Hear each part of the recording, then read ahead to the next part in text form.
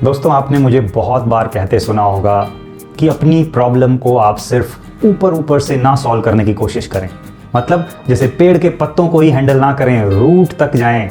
Root cause तक जब तक हैंडल नहीं करोगे, उसे रिजॉल्व नहीं करोगे, तब तक आपकी प्रॉब्लम रीअकर करती रहेगी। अगर आज आप चाहते हो कि बस जो अभी मुझे सिम्टम्स आ रहे हैं, ये जो मुझे एंजाइटी आती है, कुछ ख़राब सा फील होता है, ये ठीक हो जाएं और बाकी मैं किसी चीज़ पर काम ना करूं, तो ये प्रॉब्लम आपकी फिर रीअकर कर सकती है। क्योंकि अंदर जो अंडरलाइंग इमोशंस हैं, अंडरलाइंग पेन्स हैं आपके, आपने उन पर काम नहीं किया है। तो अगर आप उस तरीके से काम करोगे कि मान लीजिए आप मेडिसिन के ज़रिए कर रहे हैं या कुछ और कर रहे हैं, सिर्फ अपने जो करंट इश्यूज़ हैं, जो करंट आपको मान लीजिए एंजाइटी आती है, उस पर आप काम करने की कोशिश कर रहे हैं, तो आप जड़ से उसे ख़त्म नहीं कर पाएंगे। क्योंकि जब तक आप ड्रिल करके अंदर रूट तक नहीं पहुंचेंगे और वहां तक प्रॉब्लम्स को सॉल्व नहीं करके निकालेंगे, तब तक आपकी प्रॉब्लम बार बार सर उठाती रहेगी और आपको लगता रहेगा कि ये तो मेरे साथ ठीक नहीं हो रहा है, मैं कैसे करूं, मैं अपनी प्रॉब्लम को कैसे हैंडल करूं। लगता है तो पूरी लाइफ टाइम ही मुझे इस प्रॉब्लम में बितानी पड़ेगी, क्योंकि ये तो बार बार आ रही है, बार बार ऐसा कुछ हो जाता है, मैं कुछ दिन ठीक रहता हूँ लेकिन ये फिर आ जाती है। इसीलिए मैं आपको बार बार ये कह रहा हूँ कि please work on your root cause. जब तक उस पर काम नहीं करोगे, तब तक ये सॉल्व नहीं होने जा रहे हैं। तो सबसे पहले आज मैं यही समझाने जा रहा हूं कि रूट कॉज पर कैसे पहुंचें। हमें कई बार समझ नहीं आता कि रूट कॉज एक्चुअली है क्या। तो आज मैं एक एग्जाम्पल के जरिए आपको बताऊंगा कि किस तरीके से आपको रूट कॉज तक पहुंचना है। क्योंकि हम देखिए, आज में तो देख रहे हैं, लेकिन हम अपने पास्ट में ये रूट कहां से आया उस तक पहुंच नहीं पाते हैं कई बार। तो जब आप ये समझेंगे कि किस तरह से दूसरा पर्सन पहुंचा है, तो आप उसी तरीके से अपने ऊपर भी इम्प्लीमेंट कर सकते हैं कि ये जो मुझे प्रॉब्लम आ रही है, ये किस कारण से आ रही है। मैं भी ज़रा अपने अंदर जाऊं, अपने साथ बैठूं और जानूं कि मेरी प्रॉब्लम किस वजह से आकर कर रही है। मैं एक ऐसे पर्सन का एग्जाम्पल लेना चाहता हूँ जो मेरे पास आए थे कि हम डिप्रेस्ड हैं, एंजाइटी फील कर रहे हैं और सारा दिन बस यही लगा रहता है कि कुछ हो ना जाए और ख़राब फीलिंग आ रही है। वो बता रहे थे कि उन्हें लगता है कि अब लाइफ जैसे ख़त्म हो रही है, बिल्कुल होपलेस फील कर रहे थे, लगता था कि लाइफ बिल्कुल डार्क है, चारों तरफ सिर्फ अंधेरा ही अंधेरा है और बिल्कुल ज़िंदगी से हताश थे। तो वो पर्सन बता रहे थे अपने बारे में कि आज क्या उनको लग रहा है। वो डिप्रेशन में है, एंजाइटी है, फाइन, आज उन्हें ये फील हो रहा है कि ख़राब लग रहा है, लाइफ में होपलेस हो गए हैं, बट ये सिचुएशन आज की बनी हुई है। सो हमने और जब उन्हें जाना, जब कहा कि ओके ठीक है, ये बात तो समझ में आ गई कि आपको ये इशू हैं, लेकिन अब ज़रा और डीपली एक्सप्लोर करते हैं कि आपकी लाइफ में हुआ क्या है जिसके कारण ये सब हुआ। तो जब उन्होंने अपना पर्सनल लाइफ को खोला, तो पता चला कि उनकी सिचुएशन ऐसी बनी हुई है कि घर में अपनी वाइफ के साथ, बच्चों के साथ रिलेशनशिप काफ़ी ख़राब लेवल पर पहुँच चुका है। इतना ख़राब लेवल पर पहुँच चुका है कि नेक्स्ट लेवल शायद डिवोर्स का ही हो जाए। तो जब उन्होंने ये एक्सप्लोर किया, बताया कि क्या रीजंस रहे वहाँ पर, क्या क्या हुआ है, तो हमें और डीप वहाँ पर पता चलता गया। जब पर्सन देखिए ऐसी सिचुएशन में है, जब उसके सारे रिलेशनशिप्स ख़राब हो रहे हैं, बच्चों के साथ भी, वाइफ के साथ भी, और उसे लग रहा है कि अब इनमें इम्प्रूवमेंट का कोई चांस नहीं हो रहा है, तो वो होपलेस फील करता ही है। वो डिप्रेशन में नहीं जाएगा तो कहाँ जाएगा फिर। तो वही उनके साथ हो रहा था। तो जब वो ये बता रहे थे कि ओके, मैं इस वजह से फील कर रहा हूँ क्योंकि मेरे घर में क्लेश रहता है, मेरे घर में सही रिलेशनशिप्स नहीं हैं, मेरी वाइफ के साथ, मेरे बच्चों के साथ, वो सब रिलेशनशिप स्पॉइल हो चुके हैं। तो जब और डीपली एक्सप्लोर किया गया कि रीज़न क्या रहा उनके ख़राब होने का, तो उन्होंने बताया कि घर में जो झगड़े हो रहे हैं वो ज़्यादा मेरी वजह से ही हुए हैं, क्योंकि मैं बहुत गुस्सैल इंसान हूँ। मैं बार बार चीज़ों पर, छोटी छोटी चीज़ों पर गुस्सा कर देता हूँ। मैं पहले ऐसा नहीं था, बट कुछ सालों से मेरे अंदर बहुत गुस्सा बढ़ गया है। मैं बहुत गुस्सा करता हूँ, छोटी छोटी चीज़ को लेकर इशू बना देता हूँ और फिर लड़ाई झगड़ा बढ़ जाता है। फिर वाइफ भी कुछ बोलती है, कई बार बच्चे भी कोई कमेंट कर देते हैं। तो बस सिचुएशन आउट ऑफ कंट्रोल धीरे धीरे होती गई और आज ऐसी स्थिति है कि सब कुछ नष्ट होने की कगार पर है। तो उन्होंने जब ये बताया तो हम समझ रहे थे कि ओके, ये बात तो समझ में आ रही है कि यहाँ पर आपने कुछ गलतियाँ की हैं, आप गुस्से में आए और उसकी वजह से ये रिलेशनशिप्स ख़राब हो रहे हैं। लेकिन आपने बताया कि कुछ साल पहले मैं बढ़िया था, मेरा नेचर ऐसा नहीं था बेसिकली, लेकिन कुछ टाइम से ही ये हो गया है ऐसा। मतलब मैं गुस्से में ज़्यादा रहने लगा हूँ, कुछ ना कुछ मेरे अंदर चल रहा है जिसकी वजह से ये गुस्सा आया है। तो और एक्सप्लोर किया गया कि ये गुस्सा क्यों आया, कहाँ से इसकी शुरुआत हुई, या इसको अगर देखें डीपली तो रीजंस क्या हैं इसके।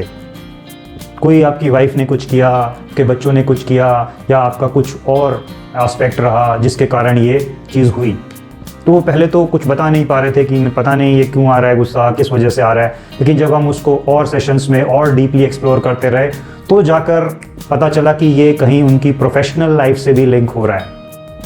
समझिए अब इस चीज़ को कि जो उनका ये गुस्सा था ये कहीं ना कहीं प्रोफेशनल लाइफ से भी लिंक हो रहा था।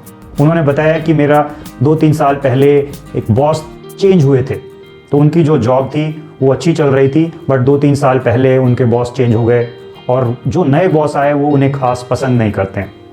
वो जो बॉस थे, जो ये नए आए हैं, वो इनको पसंद नहीं करते हैं और इनके काम में बार बार कमियां निकालते रहते हैं और उनसे मैं काफ़ी नाराज़ रहता हूँ, अंदर अंदर घुटता रहता हूँ कि ये पर्सन मुझे बार बार क्रिटिसाइज़ करता है, मुझे बार बार परेशान करता है, लेकिन मैं कुछ नहीं कर पाता इसका। मैं अंदर अंदर घुटता रहता हूँ, लेकिन उसके सामने तो कुछ बोल नहीं सकता क्योंकि मेरी जॉब पर खतरा आ जाएगा जिस दिन मैंने उसके खिलाफ कुछ बोल दिया। सो ये एक स्पेसिफिक रीज़न उन्होंने बताया कि ये जो मेरा नया बॉस आया उसके आने के बाद मुझे गुस्सा और अंदर अंदर मैं दबाने लगा उसके प्रति और मेरे अंदर अंदर वो चीज़ बढ़ती चली गई। क्योंकि जब हर रोज़ आप ऐसे पर्सन से डील कर रहे हो जो आपके काम में हर रोज़ कमी निकाल देता है, क्रिटिसाइज़ कर देता है, ना आपको ये क्लियर करता है कि आपको क्यों क्रिटिसाइज़ किया गया, बस आपको बोल दिया जाता है।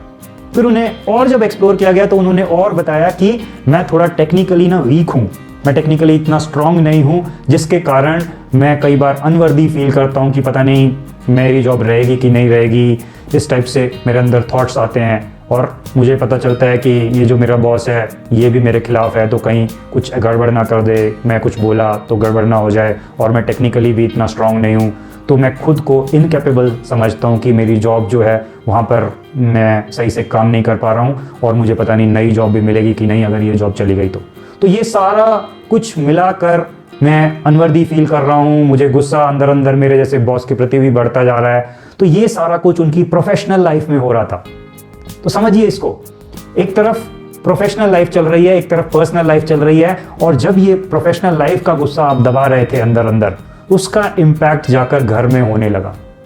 घर में जो लड़ाई झगड़े थे वो होने लगे क्योंकि आप वहां पर दबा रहे थे चीज़ों को, लेकिन वो कहीं ना कहीं वो इमोशंस निकल जाते हैं। जब आप अंदर अंदर कुछ सोच रहे होते हैं, खराब इमोशंस में होते हैं, और आकर कोई कुछ बोल देता है तो आपको लगता है कि कुछ ये क्यों बोल रहा है, आपको एकदम से लगता है मैं बरस पड़ूं बस इस पर, क्योंकि घर वाले जो हैं वो आपको कुछ कह नहीं सकते, तो आप उन पर बरस पड़ते हो, आप उन पर अपना गुस्सा निकाल देते हो। तो यही चीज़ें बार बार होने लगी, रोज़ होने लगी, और वो लड़ाइयाँ बढ़ती चली गई।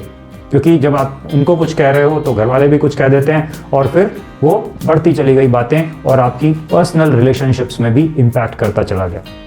तो समझ रहे हैं आप किस तरीके से आपको समझना है, डीप जाना है कि ये जो मेरी लाइफ में प्रॉब्लम दिख रही है ऊपर ऊपर, डिप्रेशन की, एंजाइटी की, एक्चुअल प्रॉब्लम ये है ही नहीं। प्रॉब्लम तो कहीं गहराई में मिलेगी आपको, कि आपने जैसे फर्स्ट लेयर निकाली कि डिप्रेशन क्यों हो रहा था, क्योंकि डिवोर्स का चांसेस हो रहे हैं, घर में लड़ाइयाँ हो रही हैं, रिलेशनशिप्स खराब हो रहे हैं। वो क्यों हो रहे हैं? क्योंकि मैं ही गुस्सा कर दे रहा हूँ ज़्यादा, मेरी वजह से झगड़े बढ़ रहे हैं। लाइफ में रिलेशनशिप्स इस वजह से ही खराब हो रहे हैं क्योंकि मैं ही उन पर कुछ ना कुछ इम्पैक्ट डाल रहा हूँ। लेकिन जब एक्सप्लोर और डीपली किया गया कि गुस्सा क्यों आ रहा है यहाँ पर, बार बार आप ऐसी हरकतें क्यों कर दे रहे हो, पता चला कि प्रोफेशनल लाइफ से लिंक है। तो इस तरीके से हमें अपने रूट कॉज तक पहुंचना है, डीपली एक्सप्लोर करना है।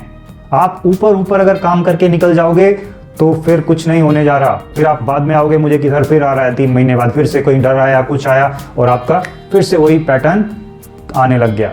सो आपको वो रूट तक समझना है, उसको एक्सप्लोर करना है, और उस पर फिर काम भी करना है। जब आप इन चीज़ों पर काम करोगे, उस रूट से अपने इमोशंस को, फीलिंग्स को निकालोगे, तब आप देखोगे कि कैसे आपकी लाइफ में वो जो ऊपर अब जो फीलिंग्स दिख रही हैं, जो डिप्रेशन दिख रहा है, एंजाइटी दिख रही है, जो बादल दिख रहे हैं, वो अपने आप छटने लगेंगे और आपकी प्रॉब्लम ऑटोमेटिकली सॉल्व होने लगेगी, क्योंकि अब आपने जड़ को पकड़ लिया है। और जड़ में जब काम करते हैं तो पूरे पेड़ पर इम्पैक्ट आने लगता है। अगर जड़ में पानी देते हो तो पूरा पेड़ हरा हो उठता है, जड़ को काट देते हो तो पूरा पेड़ सूख जाता है। तो आपको इसी तरीके से अपने रूट कॉज पर काम करना है ताकि आप पर पूरा इम्पैक्ट आए, उस चीज़ को जड़ से क्लियर कर पाओ और अपनी प्रॉब्लम को सॉल्व कर पाओ। तभी ये मेंटल इलनेसेस की प्रॉब्लम आपसे पूरी तरह से हटेंगी। अदरवाइज क्या है, आप प्रॉब्लम के जो सिम्टम्स आ रहे हैं सिर्फ उनको दबा रहे हो। उन सिम्टम्स को दबाने से आज शायद आपको थोड़ी राहत मिल जाए कुछ दिन के लिए, लेकिन जैसे ही आप वो चीज़ें करनी छोड़ोगे वो फिर से निकल कर आएंगे और फिर आपको इम्पैक्ट करेंगे। तो आपको उस तरह से काम नहीं करना है, पूरा रूट तक जाना है, इसी तरीके से अपने रूट को एक्सप्लोर करना है और पता लगाना है कि क्या इशू है। जब आप ये कर लेंगे तो आपको एक्चुअल में जो टेक्निक्स यूज़ करनी है वो कहाँ यूज़ करनी है वो भी आपको पता चल जाएगा कि मैं ऊपर यूज़ करूँ कि अपने रूट पे यूज़ करूँ। तो आपको एक्चुअल में पता चल जाएगा कि काम मुझे कैसे करना है, क्योंकि इस तरीके से काम करोगे तो सफलता ज़रूर मिलेगी। अगर कोई और तरीके अपना रहे हो कि मैं ऊपर ऊपर काम कर जाऊँ और जल्दी में निकल जाऊँ तो सफलता नहीं मिलेगी दोस्तों।